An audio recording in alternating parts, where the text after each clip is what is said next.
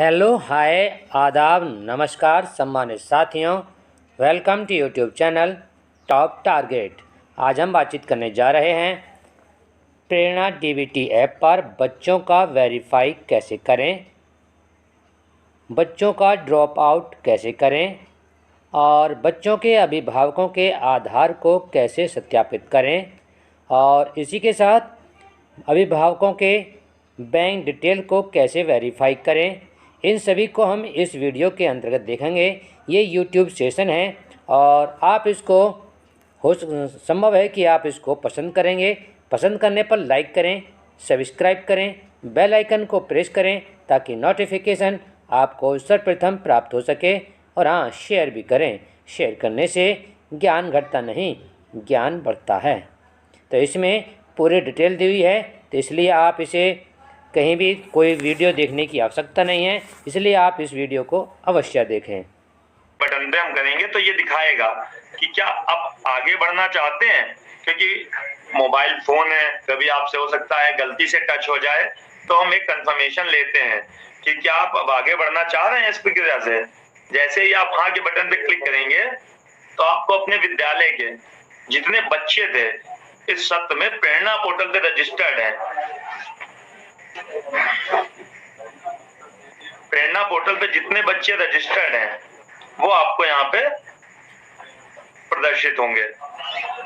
और इसमें भी हो सकता है अपने प्रेरणा पोर्टल पे यहाँ पे 23 दिखा रहा है, हो सकता है अपने प्रेरणा पोर्टल पे 30 बच्चे रजिस्टर कर रखे हों, लेकिन आपको यहाँ पे 23 बच्चे ही दिख रहे होंगे। उसका कारण ये होगा कि हमने जितने बच्चे हमारे पास रजिस्टर्ड हैं हर स्कूल में, हमने एक बैकएंड में अपने स्टेट में हमने एक प्रोसेस चलाया, चेक किया। इनमें आपको यहाँ पे बच्चे दिखेंगे कि आपके 23 बच्चे थे। ये पूरे आपको लिस्ट दिखेगी, आप एक एक करके पूरी लिस्ट को देख सकते हैं। अब इस लिस्ट में आपको जो बच्चे आपके यहाँ वर्तमान में हैं उनको वेरीफाई के बटन पे क्लिक करना है। तो उसके बाद भी सिस्टम पूछता है आपका उसका ऐप पूछेगा क्या आप छात्र को वेरिफिकेशन करना चाहते हैं। तो आप हाँ के बटन पे क्लिक करेंगे तो वो वेरिफिकेशन होके आपको सबसे नीचे आता जाएगा, जिससे कि आपको बार बार नीचे ना आना पड़े। जो बचेंगे वो हमेशा आपको सबसे टॉप पे दिखेंगे। अगर आप किसी बच्चे को लगता है कि ये बच्चा पहले हमारे यहाँ भी इसी सत्र में विद्यालय में था, लेकिन किसी कारण से वो बच्चा ड्रॉप आउट हो गया, विद्यालय छोड़ के चला गया, तो उसको हम ड्रॉप आउट पे मार्क करेंगे। तो हम ड्रॉप आउट का रीजन पूछते हैं कि किस कारण से ड्रॉप आउट हो गया। उसके कई कारण हो सकते हैं, विद्यालय में दूर होने के कारण, पढ़ाई में कठिनाई के कारण, परिवार घुमंतु होने के कारण, कई कारण हो सकते हैं। जिस कारण से वो बच्चा विद्यालय छोड़ के गया है उसमें उसका सेलेक्ट करना है। जैसे हमने ये किया कि ईंट भट्टों पे काम करने के कारण ये विद्यालय हमारा विद्यालय छोड़ के अपने हो सकता है होम जनपद में चले गए हो, तो आप इसको ड्रॉप आउट कर देंगे तो ये ड्रॉप आउट में मार्क हो जाएगा। इसी तरीके से आप जब तक सारे बच्चों को एक बार वेरीफाई नहीं कर देंगे आप सिस्टम में आगे नहीं जा पाएंगे। जैसे जैसे देखिए हम वेरीफाई करते जा रहे हैं वो बच्चे नीचे आपको दिखते जा रहे हैं। ये सब काम आपको सिर्फ एक बार करना है, वन टाइम प्रोसेस है आपका, सिर्फ एक बार।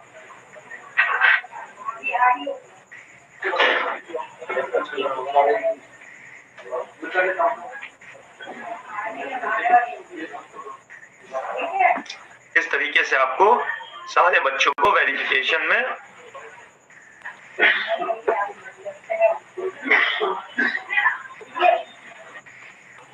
यहाँ पे आपको ऊपर काउंट भी दिखाएगा कि 23 थे, बाकी हमने वेरीफाई कर दिया 21, एक ड्रॉप आउट कर दिया।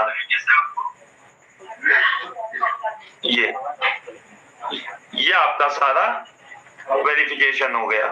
आप एक बार चेक भी कर लेंगे कि हमने सारे बच्चों का वेरिफिकेशन कर दिया है। इसके बाद आप नेक्स्ट बटन पे क्लिक करके मेन जो प्रोसेस है उस पे हम आगे बढ़ेंगे।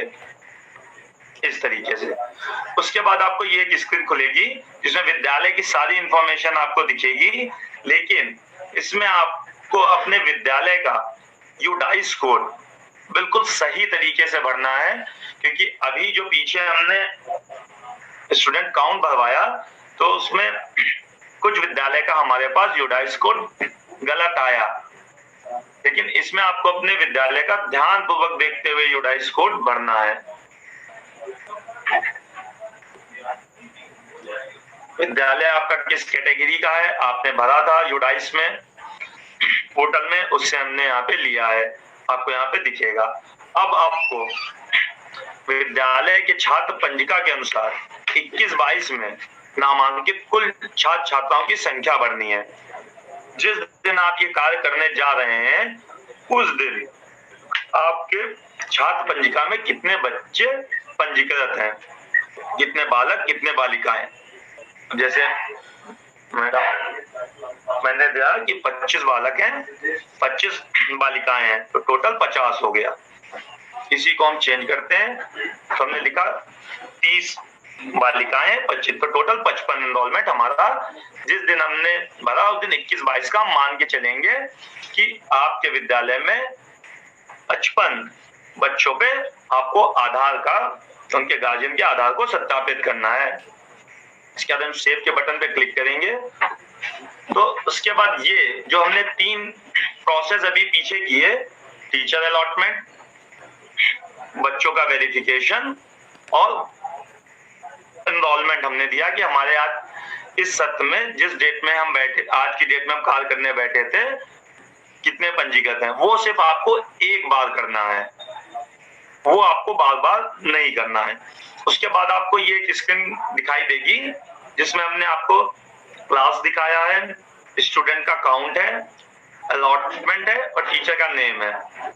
हम अपने आप को क्लास अलॉट कर लेंगे। जैसे हमारे विद्यालय में हो सकता है 500 बच्चे हों, हर क्लास में 100 बच्चे हैं। हमने क्या क्या हमारे विद्यालय में 5 टीचर भी हैं, तो हम अपने को ले लेंगे कि हमने एक क्लास ले लिया कि हम 5 क्लास हमने सेलेक्ट कर ली, हमने उसको अपने आप को अलॉट कर लिया।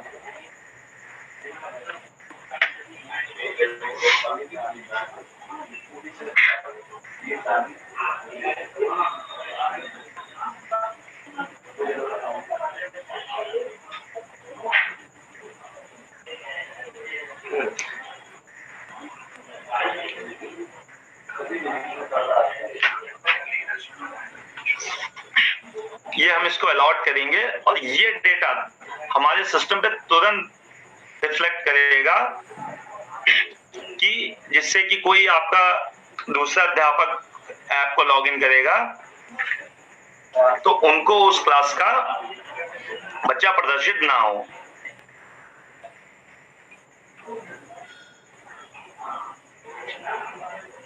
कितना टाइम पे हमारे लिए कौन सा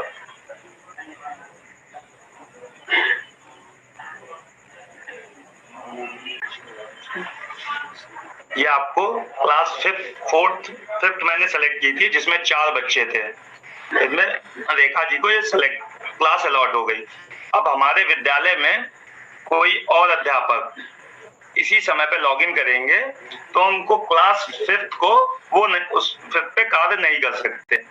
ये इसलिए किया गया कि हम सेम टाइम पे हमने भी लॉगिन कर लिया, 5th क्लास ले ली, और ऐसा ना हो कि जो हमारे विद्यालय में दूसरे अध्यापक हैं वो भी उस क्लास को सेम प्रोसेस में ले लें, तो हम 5th क्लास का हम भी कार्य कर दें, 5th क्लास का वो भी कार्य कर दें। इसलिए इस सिस्टम को हमने जब क्लास अलॉटमेंट कराया तो उसी समय हमने उसको सर्वर पे अपने यहाँ पे डेटा पे भेज दिया, जिससे कि दूसरे अध्यापक लॉगिन करें तो उनको मिल जाए।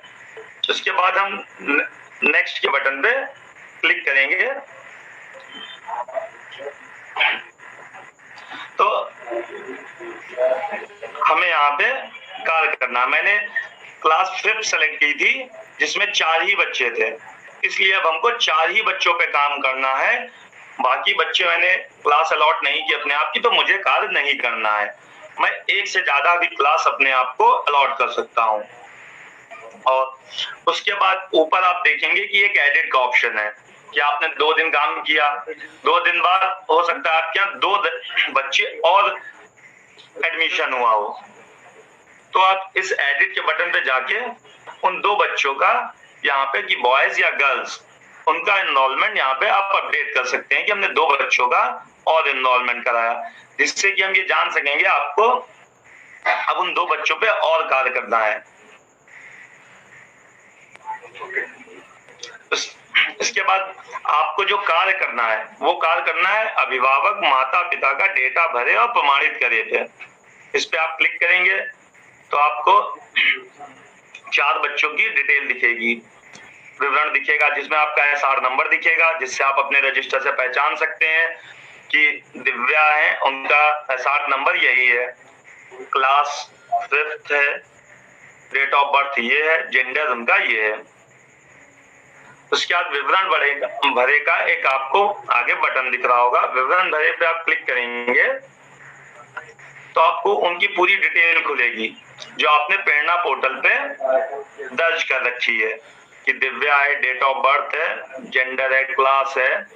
इसमें आपको उनका एड्रेस भरना है, जिससे कि विलेज और पोस्ट मिलाते हुए आपको एड्रेस इसमें फिल करना है, भरना है। उसके बाद अभी हम ये मान के चलते हैं कि जिस ब्लॉक में आपका विद्यालय है तो बच्चा भी उसी ब्लॉक का होगा, लेकिन अगर किसी कारणवश हो सकता है आपका विद्यालय इस ब्लॉक में पड़ता हो, बच्चा किसी और ब्लॉक का है, तो आप उसके एड्रेस में चेंज कर सकते हैं। आपको सारे ब्लॉक आप जिले के दिखेंगे। अगर आपको हो सकता है किसी कारणवश से जिला ही दूसरा हो उस बच्चे का, कि वो सहारनपुर में तो अब रह रहा है लेकिन हो सकता है किसी बगल जिले का हो, तो आप उसका जिला भी चेंज कर सकते हैं। आपको यहाँ पे सारे जिले भी दिखेंगे कि जो भी जितने जिले हैं हमारे उत्तर प्रदेश में, आपको सारे जिले भी यहाँ पे प्रदर्शित होंगे, तो आप उनका जिला भी चेंज कर सकते हैं।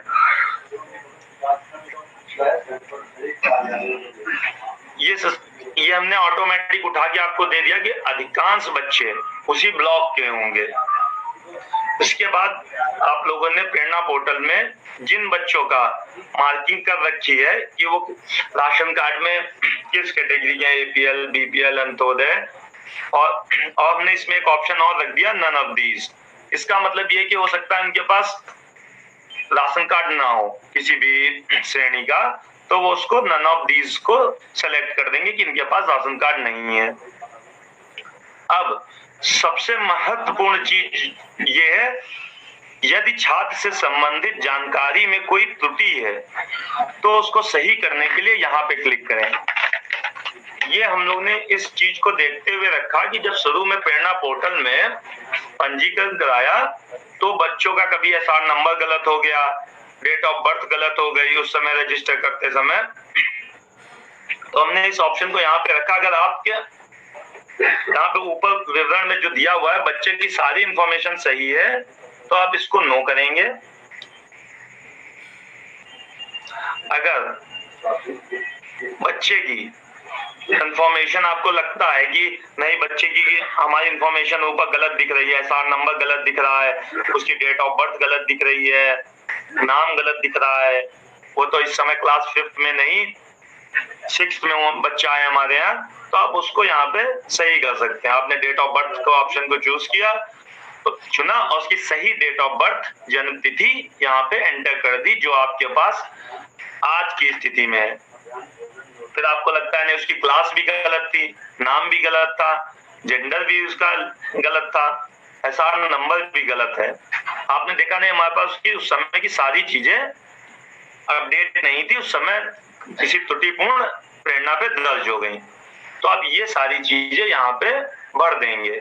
आपको उससे घबराने की जरूरत नहीं है कि उसके ऊपर इंफॉर्मेशन गलत है, ऊपर दी गई जानकारी गलत है, उसके कारण से आप परेशान नहीं होंगे कि अपने बीओ खंड शिक्षा अधिकारी को आप कॉल करें, या इसीलिए हमने वो ऑप्शन यहाँ पे दे दिया। उसके बाद सबसे महत्वपूर्ण जानकारी है कि जो आप आधार गार्जियन का ले रहे हैं जिससे कि आपका उनका कंसेंट लेना है। इस पे आपको टिक, उसमें लिखा हुआ है कि मेरे द्वारा उक्त छात्र के अभिभावक को बेसिक शिक्षा विभाग द्वारा संचालित डीबीटी योजना के तहत अभिभावक के आधार कार्ड नंबर का प्रयोग केवल सत्यापन हेतु करने की सहमति लेते हुए सहमति पत्र की छायाप्रति विद्यालय में संचित करने की जानकारी दी गई है। इसका मतलब ये है कि हम उनका जो आधार लेंगे, जो छायापत्र ली, उसका प्रयोग सिर्फ हम डीबीटी योजना के लिए करेंगे। इसके अलावा उनका हम प्रयोग कहीं भी नहीं उसका करेंगे। इस पे आप एक्सेप्ट करेंगे तो आपको नीचे दिखेगा कि हम जो जानकारी आधार में भरने जा रहे हैं उससे बच्चे का रिलेशन क्या है, नाता क्या है। हो सकता है उसके फादर का, पिताजी का अकाउंट हो, माताजी का अकाउंट हो, किसी कारणवश हो सकता है उन बच्चे के माता पिता ना हो, तो आप उनके दादा दादी का आधार भी लगा सकते हैं। लेकिन अगर उन बच्चे के माता पिता जीवित हैं तो आपको माता या पिता के आधार का ही प्रयोग करना है। तुम्हारा कनेक्शन ठीक है, आपको उनके माता पिता का ही प्रयोग करना है। अगर माता पिता नहीं है तो आपको दादा दादी या लोकल गार्जियन जो उनके होंगे उनका प्रयोग करना है।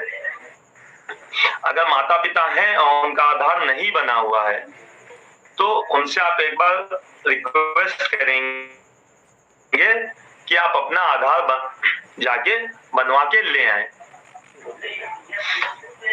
इतनी इंफॉर्मेशन आप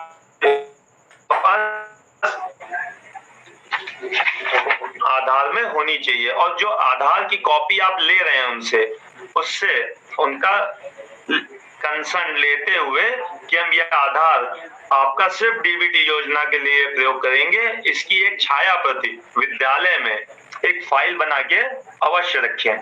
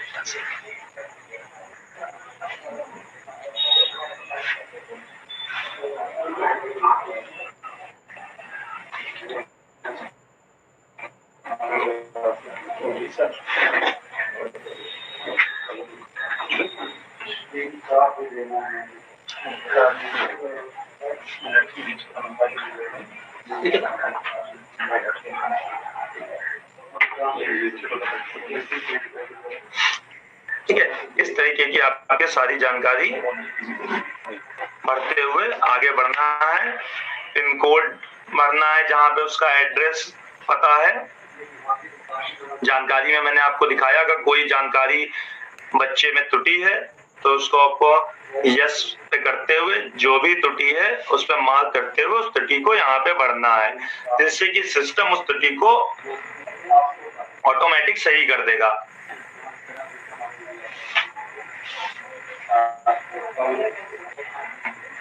अब अगर आपके पास जो आपने छाया प्रति ली है, अगर आपके पास ओरिजिनल आधार की कॉपी लेके कोई अभिभावक आया है तो उसको आपको मैनुअल एंट्री करने की जरूरत नहीं होगी, तो आप उसको स्कैन भी कर सकते हैं।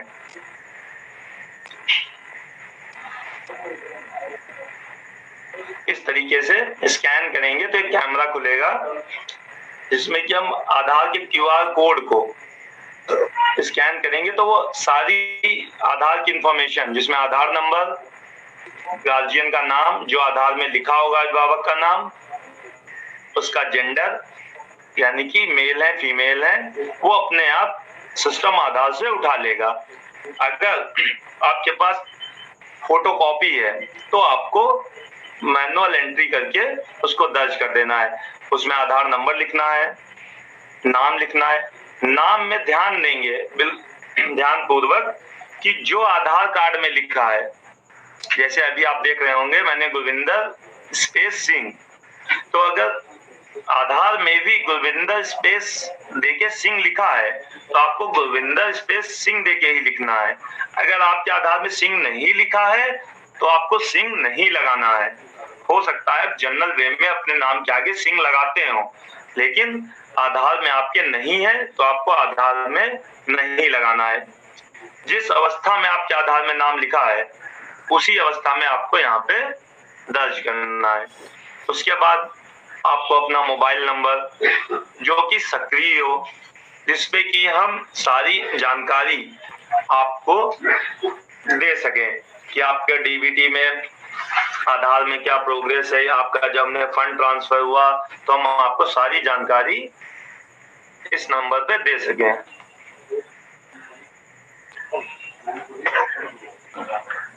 और अपने आपको जो नंबर दर्ज करना है वो अभिभावक का ही नंबर दर्ज करें, क्योंकि पीछे ये होता है कि हमारे पास किसी पड़ोसी का नंबर दर्ज कर दिया है तो आप अपने उसकी जानकारी नहीं जान पाएंगे कि कोई भी अगर आपको विभाग के द्वारा जानकारी दी जाएगी कि आपका जो खाते में पैसा गया है वो सब आप नहीं जान पाएंगे। इसलिए सुनिश्चित कर लें कि नंबर वही दें जो चल रहा हो वर्तमान में।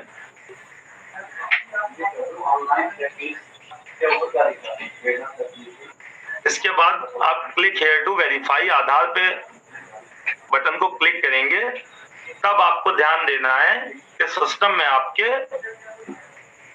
इंटरनेट की सुविधा होनी चाहिए इस समय। क्यों? क्योंकि ये आधार के बात करता है कि जो आपने आधार नंबर नाम डाला है वो सही है या गलत है।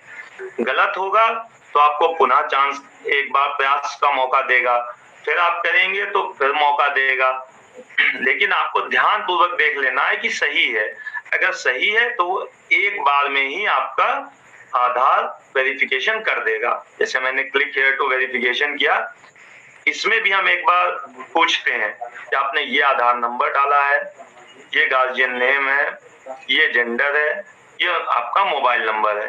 अगर इसमें भी लगता है आपको नहीं गलती से गलत हो गया है तो आप इसको पुनः कैंसिल कर सकते हैं और यहाँ पे चेंज कर सकते हैं। लेकिन आपको लगता है नहीं सही है तो आप प्रोसेस के इस पे क्लिक करेंगे, ये आपको तुरंत आपको वहीं पे बताएगा कि आपका सफलतापूर्वक प्रमाणित हो गया। आपका यहाँ पे आपका जो आपने आधार दिया था वो सफलतापूर्वक प्रमाणित हो चुका है।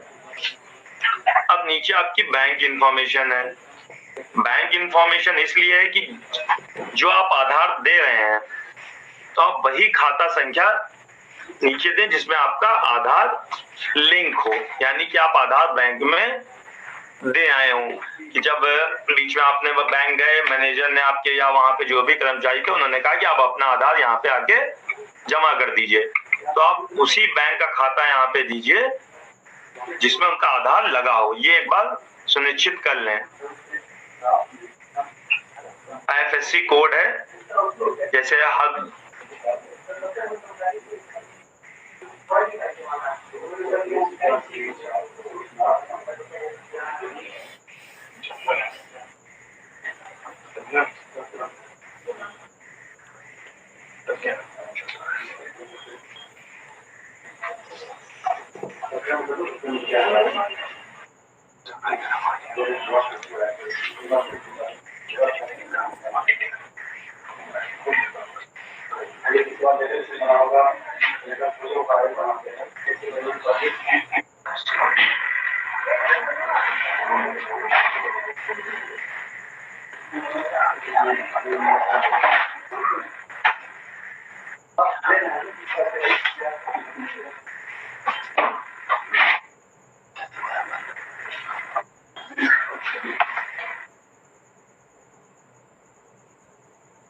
गार्जियन मीन्स माता पिता अभिभावक, और उनका नाम जो है यथा शब्द अंग्रेजी में लिखना है।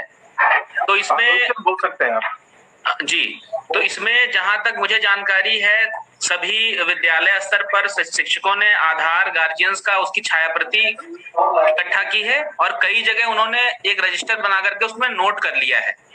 तो जिसने छाया प्रति इकट्ठा कर ली है वो अच्छी पोजीशन में रहेंगे, क्योंकि वो देख पाएंगे कि आधार में अंग्रेजी में नाम किस तरह लिखा है। अब जैसे छोटा सा एग्जांपल है, किसी का नाम ओम प्रकाश है, तो अगर आपके पास छाया प्रति है तो आप देख पाएंगे कि ओम और प्रकाश के बीच में गैप है या एक ही में लिखा है। तब तो आप समझ जाएंगे कि हमें गैप देना है या नहीं देना है। लेकिन अगर आपने उनका आधार का छाया प्रति नहीं लिया है और आपने रजिस्टर में लिख लिया ओम प्रकाश, तो आप नहीं समझ पाएंगे कि ओम और प्रकाश के बीच में गैप था या नहीं था आधार में।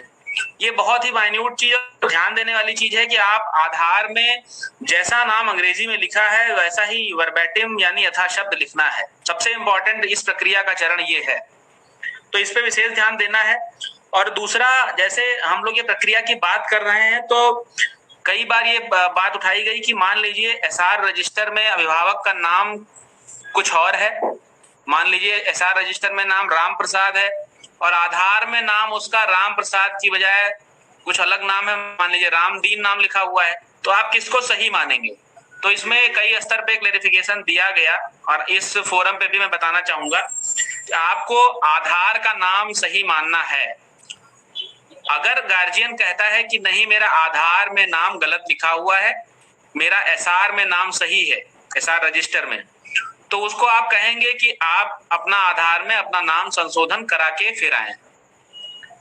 अब गार्जियन ये भी कह सकता है कि नहीं मेरा नाम आधार में सही लिखा हुआ है और आपके एसआर में आपने मेरा नाम गलत लिख रखा है, तो उसके लिए आपको बहुत ही सावधानी पूर्वक उससे उस चीज के दस्तावेजी प्रमाण लेने होंगे और वो प्रमाण से आप पुष्टित हो जाएंगे कि वाकई में इसका नाम एसआर रजिस्टर में गलत लिखा हुआ है। तो उसको आप संशोधन करने के लिए एक अलग रजिस्टर खोल लेंगे, वो एक चेक रजिस्टर होगा और चेक रजिस्टर में उसकी एंट्री आप कर देंगे कि इस एसआर नंबर के अगेंस्ट जो फादर मदर या अभिभावक का नाम लिखा हुआ है वाकई में वो इस दस्तावेजी सबूत के अनुसार सही यह नाम होना चाहिए और उसको आप दर्ज करेंगे। तो आधार में जो नाम लिखा हुआ है अंग्रेजी में वो आपके लिए सर्वोपरि होना चाहिए। ये दूसरा इंपॉर्टेंट पॉइंट था। तीसरी बात करें अगर, तो आप समझ लीजिए सारी प्रक्रिया ओटीपी बेस्ड है, मतलब आपके द्वारा कोई भी काम अगर किया जा रहा है तो वो निगरानी में है।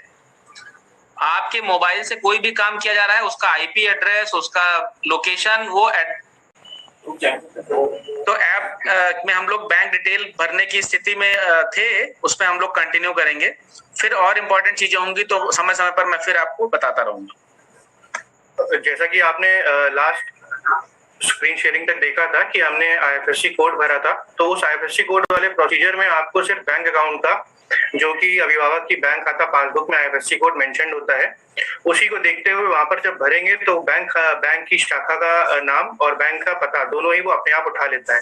उसके बाद जिस भी बैंक का आप अकाउंट नंबर भर रहे हैं, यहाँ से वो ऑलरेडी उसमें दिया गया है। जैसे कि अगर आप इलाहाबाद बैंक का भर रहे हैं तो 11 डिजिट का अकाउंट नंबर होता है, तो वो उसमें अपने आप वो सिर्फ 11 ही डिजिट लेता है। तो बहुत ही ध्यानपूर्वक जो भी अभिभावक के बैंक खाता पासबुक में आपको अकाउंट नंबर दिख रहा है उसको भरे।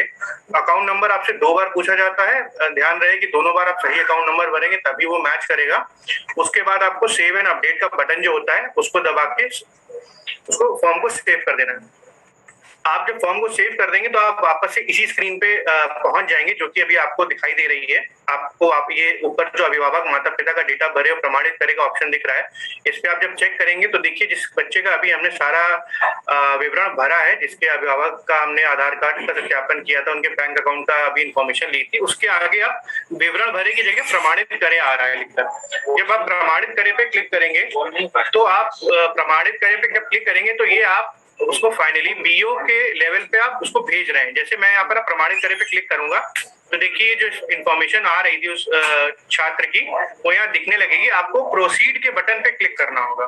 जैसे ही आप प्रोसीड के बटन पे क्लिक करेंगे आप देख सकते हैं कि यहाँ पे प्रमाणित छात्र मतलब जितने बच्चों का शिक्षक द्वारा प्रमाणीकरण हो जाएगा उनका काउंट यहाँ पे आ जाएगा। अब यहाँ पे देखिए ऊपर 3 बच्चों का काउंट हमारे पास हो गया है 4 की जगह पे, और 1 काउंट प्रमाणित छात्रों में आ जाएगा। तो तो जैसे जैसे आप अपने नामांकित छात्रों का प्रमाणीकरण करते जाएंगे वो छात्र आपके प्रमाणित छात्रों में दिखने लगेंगे। मैं जैसे प्रमाणित छात्र का अभी आपको रिपोर्ट खोल के दिखाऊंगा, तो देखिए इसमें आपको प्रमाणित छात्र में जो जिस बच्चे का